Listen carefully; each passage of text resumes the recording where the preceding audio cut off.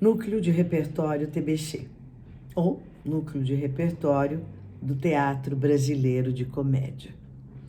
O núcleo foi criado na década de 80 pelo Antônio Abujamra. Nós ocupávamos um teatro muito pequeno, dentro do TBC, o Teatro de Arte, que ficava no subsolo do prédio. É muito difícil medir o que o núcleo significou na minha vida, eu acho que na vida de cada um que passou por lá. Foi um período muito curto, mas muito intenso. A vida se resumia ao prédio da Rua Major Diogo 315, o TBC. Lá a gente ensaiava, lia, estudava, comia, e ali a gente fez grandes amigos. Eu tenho amigos que me acompanham até hoje. A ideia era formar um grupo teatral, com pelo menos 6 peças montadas. Uma peça para cada dia da semana. A nossa folga era sempre nas segundas-feiras. E criar um grupo naquele lugar tão icônico, tão importante para o teatro do Brasil, tinha um valor muito grande para cada um de nós.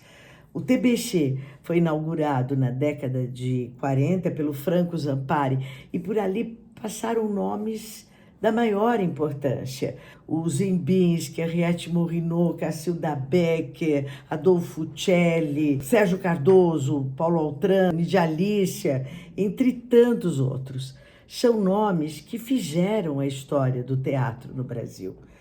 Então, a nossa pretensão era criar, montar o que viesse na cabeça. O Abujamra ficava numa sala pequena, bem ao lado ali do Teatro de Arte, e ele tinha uma parede em branco na frente dele, e ele ficava sentado, recebendo os atores, e perguntava para cada um de nós: que personagem você sonha fazer? Que peça você quer montar? E ele escrevendo nomes de autores e de peças clássicas. A maioria dos atores do núcleo não tinha frequentado uma escola de arte dramática. Eu mesma cursei a faculdade de Geografia na USP, mas isso não nos prejudicava. Eu acho que, ao contrário, isso enriquecia o grupo, porque nós vínhamos de lugares diferentes, nós tínhamos sonhos diferentes, mas todos tínhamos uma paixão muito grande pelo teatro. E, sem dúvida, para mim, o núcleo representou a minha faculdade e a minha pós-graduação nessa área.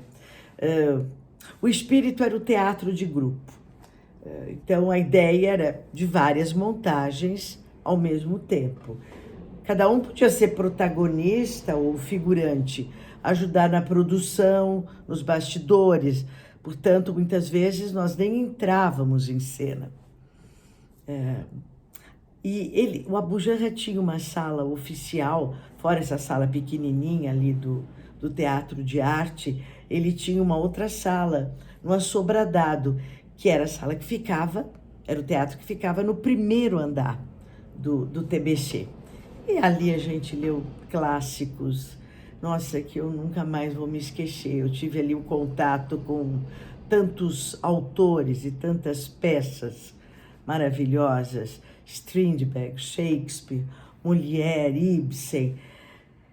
A nossa meta, como eu já disse, era um espetáculo por dia. E a gente queria uma nova linguagem, a gente buscava uma linguagem teatral, nós éramos ambiciosos. A nossa ideia era trazer de volta o público que ama o teatro, coisa que a gente persegue até hoje, não é? Eu lembro bem que cada estreia a gente comemorava com fogos de artifício que saíam do teto do TBC. Ele sempre dizia que nós éramos fodidos, porque, claro, nós passávamos praticamente o dia inteiro dentro do teatro, não éramos remunerados, nós ficávamos estudando, texto, ajudando nos cenários, no figurino, tendo aulas. O interessante é que nós mesmos éramos nossos professores. Cada um que tinha uma especialização em uma ou outra área, acabava dando aula para cada um de nós. Mas principalmente nós ficávamos ali absorvendo os ensinamentos do Abu e as suas inesquecíveis e famosas frases. E como ele mesmo dizia, não importava se a frase era dele ou não. Se ele gostava, ele se apropriava e a frase passava a ser da sua autoria. E olha, até hoje eu confesso que muitas das coisas que ele dizia, eu não sei se eram dele ou se eram de outro autor. Isso realmente não importa. O Abu Janra, ele fez parte de uma geração de diretores que se formou no pós-guerra. Ele estudou na França com Roger Planchon, o Teatro dos Operários, com Jean Vilar, no Teatro Nacional Popular e de Paris, e também estagiou no Berlin Ensemble de Brecht. Aliás, ele foi um dos responsáveis pela introdução do Planchon e do Brecht no Brasil. Essas informações são importantes porque mais ou menos indicam o modo dele dirigir, dele orientar o ator. Esse seu método tem toda referência nessa sua formação. Falando exatamente agora, especificamente do núcleo, o que foi essa experiência para o Abu Janra? Eu tenho aqui um texto que ele escreveu quando nós levamos todas as nossas peças para o Teatro Nacional em Brasília. Ele não falava muito, não era muito de dar entrevista, então esse texto tem a maior importância e eu vou tomar liberdade de ler aqui para vocês. Depois de passarmos incólumes pelo 84 Aureliano, a perspectiva da virada do século está aí. Não temos mais que o tempo de um adolescente para enterrarmos o já velho século XX. Perplexo, emaranhado nas teias que ele próprio teceu, o homem que matou seus deuses no século XIX está agora, felizmente, perdendo a corrida para suas próprias criaturas, as máquinas. E continua mais antropofágico do que nossos antepassados, que se deliciaram com o bispo sardinha. O que vem agora? Estamos jogando mais lenha na fogueira das inquietações. O artista tem que prever o futuro. Para isso, mergulhamos no passado. Nesse TBC povoado por espectros de todos os tipos, fomos buscar algumas inspirações. Apresentar uma peça por dia, fazer hoje um teatro de repertório, manter um elenco permanente, buscar a violência literária, reencontrar a palavra ousada, provocativa. Este é o jogo. Nós somos assim, jogamos. Gostamos do jogo. Le jeu, the play, teatro, enfim. O núcleo de repertório TBC é uma utopia, constituída por atores, autores, diretores, cenógrafos, figurinistas, aderecistas, músicos, produtores, divulgadores e técnicos que, concentrado no Teatro de Arte, TBC, trabalham para obter resultados que talvez ninguém venha ver. A plateia vazia nos estimula tanto quanto a multidão, pois o ninguém é universal. Por isso combatemos e seguimos em frente, sem recolher os mortos que carregamos no coração. Essa era uma das marcas registradas do Abu Janra. Jogar fora o texto. Cada página lida era jogada longe. Era como se a palavra, depois que saísse da sua boca, ela já não era mais sua, ela já pertencia ao universo. Essa era uma constante. Eu fiz várias leituras de texto com Abu Janra e esse era um método sempre repetido. Voltando ao núcleo, como eu disse, nós tínhamos à nossa disposição diretores, cenógrafos, figurinistas, produtores, fotógrafos, videomakers. Isso era um luxo para o ator. Todos estávamos ao mesmo tempo circulando naquele espaço e criando. Anos depois, o Abu Janra repetiu a experiência do núcleo com mais sucesso nos Fudidos Privilegiados, no Rio de Janeiro. Nós ficamos juntos por 2 anos, de 1984 a 1985, sempre em cartaz no Teatro de Arte, no TBC, além de ter levado todos os espetáculos, como eu disse, para Brasília. Também gravamos para a TV Cultura as peças O Ramileto e a Revolta dos Perus, e gravamos também um especial da Senhora dos Afogados, do Nelson Rodrigues. Nessa gravação em especial, além dos atores do núcleo, tinha como convidados, atores convidados, Oswaldo Mendes, o José Pompeu, o Paulo Gorgulho e a Rosinha Petrin. Bom, como era o Abu Janra dirigindo? Para o Abu Janra, a emoção era uma armadilha que podia acabar com a criação. Ele procurava um ator frio, um ator calculista. Ele sempre dizia que a emoção é fácil, que o espectador tinha que ter uma visão crítica do que ele estava vendo. Eu lembro muito dele falar que o ator tinha que escolher um caminho, mas que o espectador tinha que enxergar que, além desse caminho, esse ator tinha 1000 outras possibilidades, que ele resolveu não usar, porque ele estava seguindo aquele caminho.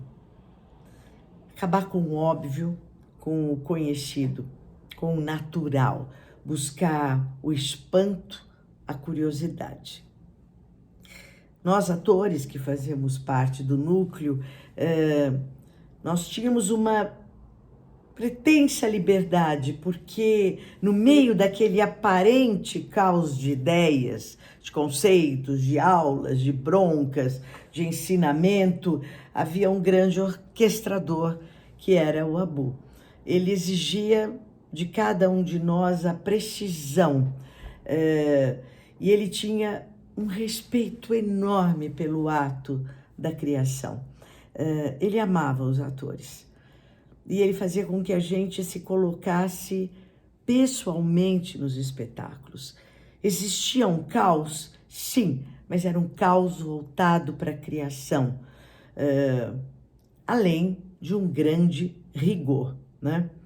E é engraçado porque, mesmo que ele falasse que o ator tinha que ser um ator científico, que ele não queria a emoção fácil, ele respeitava muito profundamente a emoção dos seus atores. E ele adorava também que a gente viesse com o texto decorado, uma mania que eu levo até hoje para desespero de alguns diretores, eu confesso. É claro que nós tínhamos o trabalho de mesa, nós tínhamos a compreensão do texto, dos personagens, mas logo ele já começava a marcação. Ele adorava de ver todos os atores já caminhando pelo palco, e ele já como um grande orquestrador ia tecendo uma teia que ia dirigindo cada um de nós, e ele adorava fazer cortes. Nossa, ele cortava falas, cenas, ele cortava páginas inteiras. O Abu Janra, com uma caneta na mão, era impossível, ele era um grande perigo. E a gente tinha que ficar muito ligado, porque às vezes, minutos antes de entrar em cena, ele estava cortando páginas do texto. Ele sabia exatamente o que ele queria, então nós tínhamos que ter sempre uma atenção total. Como diretor, apesar de enérgico, ele era muito gentil. E ele não gostava de ensaiar muito tempo. Mas também, quando ele chegava, ficava um silêncio, um respeito ali na sala de ensaio muito grande. Por isso, os ensaios rendiam muito. Sentar, por exemplo. Sentar era uma das marcas precisa nos seus espetáculos. Não se sentava, simplesmente. O corpo ia descendo devagar e por um segundo, antes de chegar no assento da cadeira, havia uma pequena e quase imperceptível pausa. O corpo solto no ar. Essa marca ele repetiu em vários espetáculos. Ele amava esse não naturalismo. Antes de falar das peças que fizeram parte do núcleo, eu gostaria de reforçar essa gentileza e esse carinho que ele tinha pelos atores. Bom, a peça que inaugurou o núcleo de repertório foi A Serpente, do Nelson Rodrigues. Ele amava o Nelson. Nessa época eu ainda não tinha entrado no núcleo. Eu estava na época fazendo uma montagem do Antonin Artaud. Eu acho que a primeira montagem no Brasil, uma montagem censurada e depois liberada, do Chiquinho Medeiros, do Zé Rubens Siqueira. Depois eu vim a ser stand-in dessa montagem. Então, as impressões dessa montagem, quem me passou foi a Yara Pietrkowski, uma das atrizes do espetáculo, junto com a querida e saudosa Françoise Forton. Palavras da Yara. A Serpente teve uma montagem ousada, que colocava atores e atrizes e bonecos. Transitávamos entre bonecos e seres humanos atores. Penso que foi uma saída criativa do Abu para romper os aspectos dramáticos, dar um distanciamento e, ao mesmo tempo, carregar na tragédia. Outro aspecto interessante era o tom das vozes. O Abu queria que falássemos bem alto. Lembro esse texto da Yara, eu lembro as imagens dessa peça que vêm claramente na minha memória. As marcações não realistas, o desenho de cena que ele fazia, a movimentação dos atores, o impacto que essa peça me causou. É verdade, entre os bonecos e os atores, foi um impacto muito grande. E eu acho que é isso que marca uma montagem genial, não é? Ela fica dentro da gente. Eu guardei o que eu vi. A Serpente foi dirigida pelo Antônio Bujanra e o assistente de direção foi o Antônio Herculano, que era um dos atores da peça. E foi o Antônio Herculano que dirigiu outra peça do núcleo, O Jogo, da Mariela Romero, também com a Françoise Forton e a Yara Pietrkowski. Uma história de amor e dependência entre duas pessoas, aqui especificamente entre duas mulheres, e que o Abu levou ao extremo. Eu lembro bem de uma cena em que a Françoise Forton, Françu, como a gente chamava, ajoelhada, chorando, agarrada, abraçada às pernas da Yara. Foi uma outra montagem muito forte que marcou muito. O único infantil do núcleo foi A Revolta dos Perus, do Carlos Queiroz Teles, dirigida pelo Augusto Francisco, e foi quando eu entrei. A mensagem da peça era muito engraçadinha. Os perus não queriam mais ser comidos na ceia de Natal, então em passeata eles iam falar com Deus. E apesar de não conseguirmos fazer nenhuma sessão no período da manhã, porque nós ficávamos até muito tarde na sexta e no sábado à noite, A Revolta dos Perus foi um sucesso e ficou mais de um ano em cartaz. A próxima montagem do núcleo foi o Ramileto, do Giovanni Testori, dirigida pelo Abujanra, e eu penso que o Hamleto, junto com a Serpente, foram as peças mais, vou dizer importantes, mas as peças que fizeram mais sucesso no núcleo. O elenco já era muito maior, o núcleo começou a ter mais gente. No Hamleto nós éramos 8 atrizes, fazendo papéis de homens e de mulheres. Eu fiz nessa montagem o Rei Cláudio. E o Abujanra, fora essa montagem, dirigiu o Hamleto mais 4 vezes. Ele já tinha dirigido em 1981, no TBC mesmo, mas fora do núcleo, com o elenco masculino.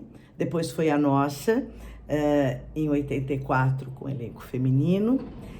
Depois ele dirigiu em 1986, numa montagem em Nova York.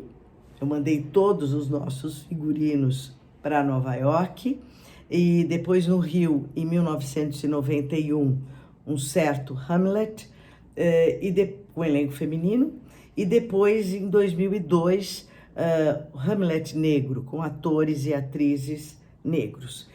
Ele amava esse texto porque o texto era debochado, político, sarcástico, como o próprio Abujanra.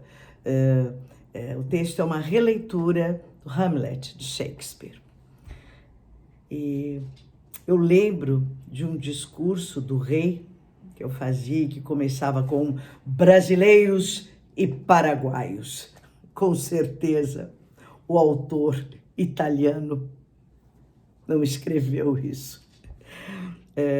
As marcações de cena não eram naturalistas. Por exemplo, na morte do rei, eu tinha que levantar os braços e morria abaixando os braços devagar e curvando o corpo, até ficar com a parte toda do tronco caída e os braços também. Essa era a morte, em pé, curvado. E eu lembro de, nessa cena, ter tido vergonha, porque eu estava começando a fazer teatro, né? Na década de 80. E eu tinha que dar um grande grito. E eu não conseguia soltar aquele grito gutural que ele queria. E ele saiu da plateia, subiu no palco e falou baixinho no meu ouvido que um ator nunca devia se envergonhar da sua expressão. Que era para daquele dia em diante, eu nunca mais tivesse vergonha de nada que eu fosse fazer em cena. Eu acho que segui esse conselho do Abu ao pé da risca. Ele sempre dirigiu o ator assim, conversando baixo com ele, sem gritos, sem grosseria. Apesar da provocação que ele fazia com cada um de nós, ele dirigindo, ele nos provocava assim, mas para tirar o melhor de cada um de nós. Nessa peça, no Hamlet, o rei, que era o meu personagem, era o único que estava calçado. Botas, com saltos enormes, então eu ficava muito mais alta que todos os outros personagens que estavam descalços, inclusive a rainha Gertrudes. Querida e saudosa Françoise Forton, ela fazia 2 personagens nessa montagem, todas as montagens dessa peça que ele dirigiu. A mesma atriz que fazia a rainha fazia a Ofélia. E era uma dificuldade maior, claro, porque como diferenciar com o mesmo figurino, sem nenhum artifício, 2 personagens tão diferentes. Um dia eu lembro que ele pediu para todos sairmos do teatro e ficou só ele e assistente de direção, que era a Márcia Abujanra. E quando nós voltamos para dentro do teatro, a Ofélia já estava lá, inteira, plena. Ele bolou uma caminhada para a Ofélia Era uma caminhada de passos pequenos, nervosos, ela não parava nunca, o tempo todo era de movimento, e as falas foram se encaixando, e a emoção veio tão forte para Françoise. Foi lindo. Uma pequena atitude, não é? Um movimento que muda tudo, causa um grande estranhamento e muda tudo. Bem, o discursos e muitas das falas que o rei Cláudio davam eram voltados para a plateia, quebrava a quarta parede. E eu acho que era um jeito de trazer essa gente para dentro do palco, né? Sabe que uma das principais figuras dessa montagem não abria a boca, a peça inteira. Era uma atriz que ficava no fundo do palco, caminhando de uma maneira ritmada e sempre igual, sempre igual. E aquela caminhada, ela carregava uma bandeira enorme. O caminhar e a presença dessa atriz ditavam o ritmo da peça. É isso, ele nos fazia acreditar através dela no povo, no exército, numa corte, através de uma marcação. E ele adorava o desenho geométrico também. Era isso no caminhar da Ofélia, nas marcas precisas do Hamlet, no quadrado reto do rei, da figura do estrangeiro, que era uma figura bonita, que a Fernanda Bujanra fazia. E nessa peça, o Augusto Francisco fez o cenário. E o Domingos Fuschini, os figurinos. E eu nunca vou esquecer de todos nós, madrugadas, nos porões ali do TBC, com fardos imensos de tecido, tingindo o pano, tingindo, e depois colocando aquilo tudo para secar, que eram os nossos figurinos. E eu nunca esqueço, a Bárbara Fazio trouxe uma colcha de pele da casa dela, toda recortada, dava uma nobreza do rei. Ela trouxe também um broche bonito, uma pulseira que acabou virando um broche para o rei. A minha bota era de camurça preta, muito alta, eu dividi ela com o rei Cláudio durante todo esse tempo. Foi esse o figurino que eu despachei para Nova York a pedido do Abu. Bom, depois dessa, a gente pensou em montar Pessoa e Pirandello. Então, do Fernando Pessoa, nós montamos O Marinheiro. Eu fazia essa peça com mais duas atrizes, a Bárbara Fazio e a Denise Araceli. E era absurdo, porque o cenário era um caixão, esse caixão estava coberto por um pano preto que subia por essas três mulheres, como se elas fizessem parte daquele caixão. Suas mãos estavam de fora e todas as veias eram muito marcadas com um lápis preto. Então, fora, a gente só mostrava o rosto e as mãos. E também foi um artifício dele segurar os nossos braços, as nossas mãos, confesso que principalmente os meus. E tem uma coisa muito incrível, que essa era uma marca do Abu também.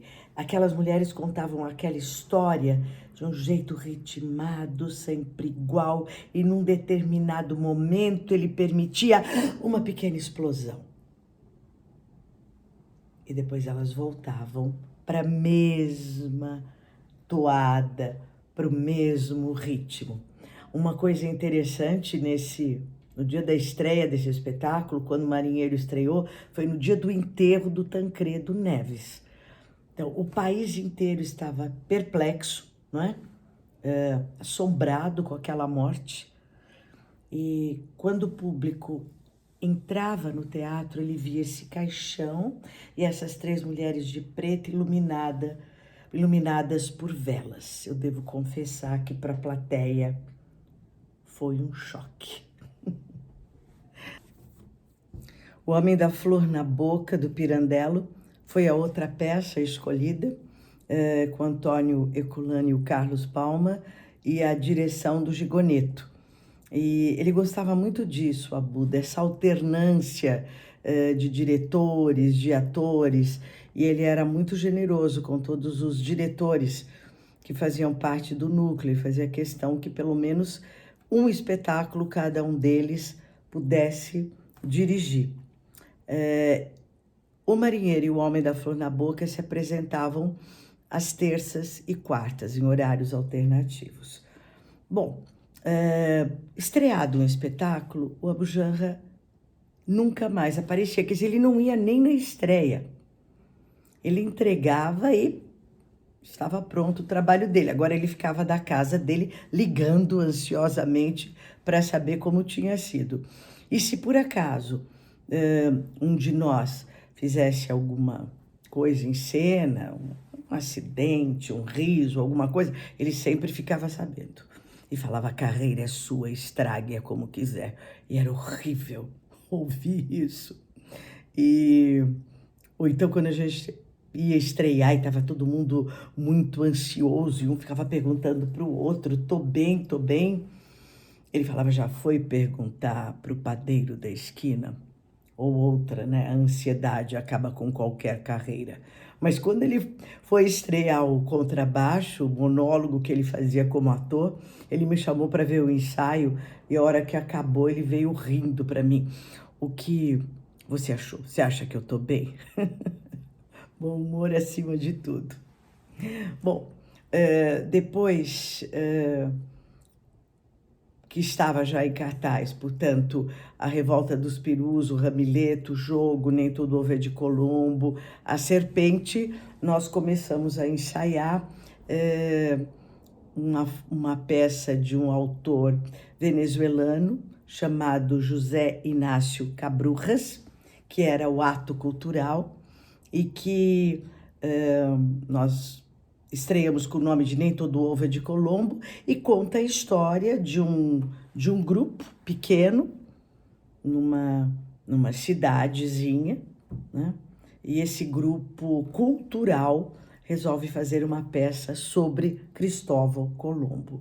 E é isso, é uma síntese da história da América Latina, a solidão, o tédio. Eu acho que nem Cristóvão Colombo daria jeito. Mas é interessante porque, revendo agora, eu vejo que todas as peças que nós montamos, elas criavam um painel, né? Um painel que falava do homem, falava da solidão do homem, falava da busca pela verdade, pela felicidade, todas tinham esse componente. E as fotos que eu vou apresentar a seguir deu mais ou menos ideia do que era o clima das peças do núcleo.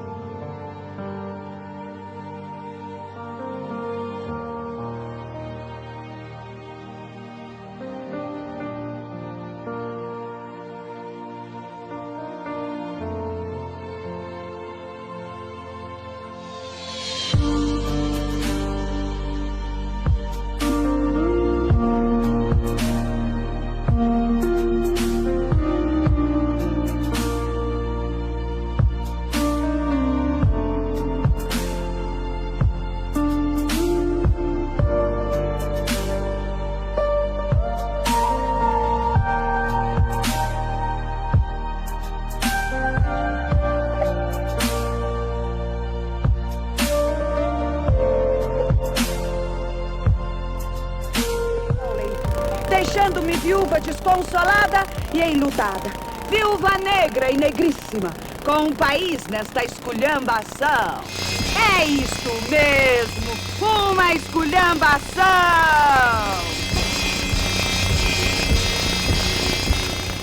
Gente que se lamenta, gente que rouba e avacalha os decálogos, as leis, as legislações, antes mesmo de serem ordenadas e legisladas. E os limitos, os limitantes, os limitares, os que conjuram, se armam, se atomizam, se missilizam e a qualquer momento virão nos atacar com desumaníssimo derramamento de sangue, destruição e morte. Do mais alto dos céus, do altíssimo dos tronos e das profundezas da terra, onde te encontras para sempre enclausurado em pax eterna, me ajuda. Dai-me força, coragem e hombridade necessárias, mesmo se nascida feminíssima e mulher, para enfrentar a situação que deixaste. Decidir e agir para o bem, a prosperidade, a glória e o fulgor de tudo que foi.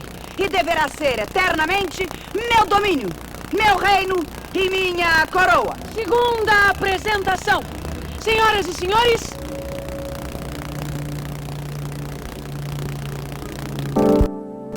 senhoras e senhores, eis aqui o meu tio, o rei Cláudio, um grande proprietário de grandes propriedades. Seu pensamento. Sexo e poder. Sexo e poder. Entre o sexo e o poder, sempre somente o poder, mesmo sem sexo. Poder para sufocar, para estrangular, para torturar, triturar os cérebros e misturá-los nas fossas, com os ratos, com os vermes, com as lesmas e com as baratas. Sexo e poder. Terceira e ao mesmo tempo quarta apresentação. Polônios com seu filho Laertes.